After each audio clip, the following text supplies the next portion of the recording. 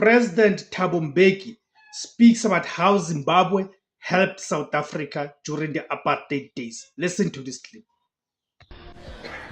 Oliver Tambo attended the ceremony to lower the British flag and raise the Zimbabwe flag in 1980, April.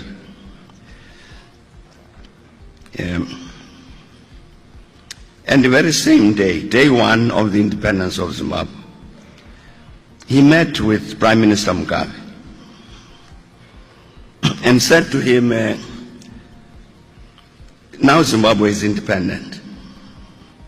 Let's go back to the question that you raised in 1978. The need for Zimbabwe to help to support our struggle in South Africa. So President Mugabe said, Prime Minister Mugabe said to him, look, if you ask for permission from me that the ANC must operate from Zimbabwe, I will say wait. Because you can see, we are carrying so many of Smith's people, like the ones I've mentioned, many others. Give us time, those people will disappear, and then it becomes more easier for you to operate from Zimbabwe. He said, if you ask me, that's the response I'll give you. But rather than asking me, he says, why don't you send some of your people to Zimbabwe now to make an assessment, for the ANC to make an assessment for itself as to whether it can operate. So you don't have to depend on Robert Mugabe. So OR came back to Lusaka and reported this, and we said, very good idea. And indeed we went to Zimbabwe. I was in that delegation, which went to Zimbabwe to assess the situation to see whether we can operate. Yeah. So that was in the very first month of the independence of Zimbabwe. So we stayed in Zimbabwe for 2 weeks or so, wandered around, talked to people, went back to Lusaka and said, of course we can always operate in Zimbabwe. Some operations would have to be underground. Some of them would have to be open above ground. But of course we can. So fine. So OR then asked, we had to go back to talk to Prime Minister Mugabe about that. And I went with him. Now, comrades, I'm talking about April, May 1980. This is a new young Zimbabwe. Across the border, the Limpopo, you have an apartheid regime which is intensely hostile to this government that's taken over in Zimbabwe. And obviously very intensely hostile similarly to the ANC. But we're saying, despite that, what can be done? So we came back and met with President Mugabe, Prime Minister.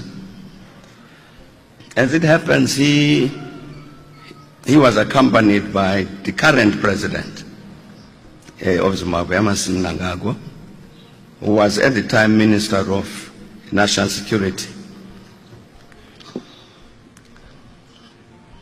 And so OR says to Prime Minister Mugabe, we can operate. So Prime Minister Mugabe says, well, okay, if that's your decision, fine. Now why don't we arrange that Thabo here and Emmerson must sit together and work out how you are going to operate. Now, comrades, I'm saying all of these things. I don't think they've been said before. We worked out a system of cooperation, which meant Zimbabwe Defense Force actually moved a battalion of the army to the banks of the Limpopo. The reason for that was that we could then bring in weapons from Zambia into Zimbabwe, which the Zimbabwe army would pick up at the border, take them through Zimbabwe to that battalion, so that our people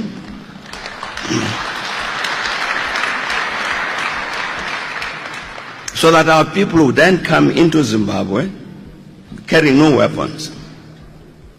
Instead, the Zimbabwe government would issue them with false identity cards. There were a lot of roadblocks at that time. So as they go through as Zimbabweans and collect their weapons on the banks of the Limpopo. I'm saying this is April, May 1980.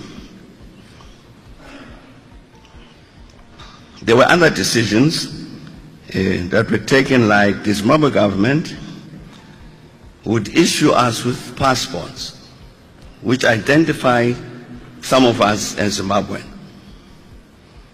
in order to facilitate movement in the context of any matter that would be sensitive.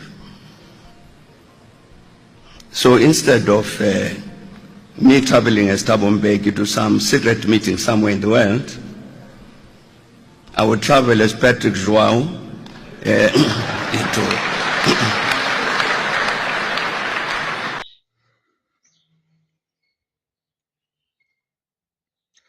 You know, one of the most controversial issues or discussion one can ever attempt to have in South Africa currently, it is the relationship between Zimbabwe and South Africa.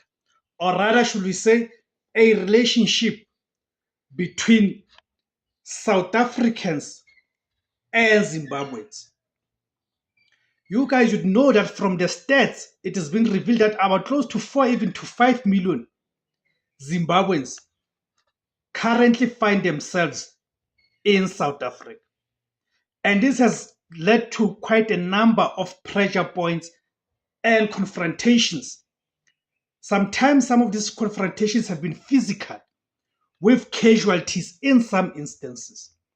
Because if you can imagine, if you're going to have a situation about 4 to 5 million Zimbabweans who find themselves in South Africa, that is likely to cause one conflict in one way or another. Because you must understand, these are the people who come here, not necessarily because they've got certain skills that are scarce, but these are the people who come here because they're looking to fend and make a living. Now they're coming into a country whereby already the majority of black people in this country are already struggling. Then it means you find yourself in a situation where there's a contestation between these Zimbabwean nationals and the South Africans. Contestations over the limited resources. And said is that the majority of resources are in the hands of the white minority. Therefore, leaving black South Africans to fight off against the Zimbabweans in this country. And sadly, cannot be run away from the fact that dangerous crimes, such as hijacking and stuff, you'd find that Zimbabweans have populated those crimes. Now, therefore, it raises the tensions between South Africans and the Zimbabweans. You've seen with the Operation Tutula, we've seen with March on March, whereby even now, facilities such as public health care and education have become overburdened. Okay? So now, each time when South Africans raise these frustrations, you'll get people like Rutendo, Julius Malema, and others who say, but Zimbabwe helped South Africa during the difficult times of apartheid and stuff. So it's important that sometimes we get the historical context. So when here Thabo Mbeki was giving his historical context of how Zimbabwe helped South Africa, I want to get your views, guys, emanating from what Thabo Mbeki has said. What do you make of that? And then, of course, you apply it into the current context. What do you make of it, and what should be the way forward?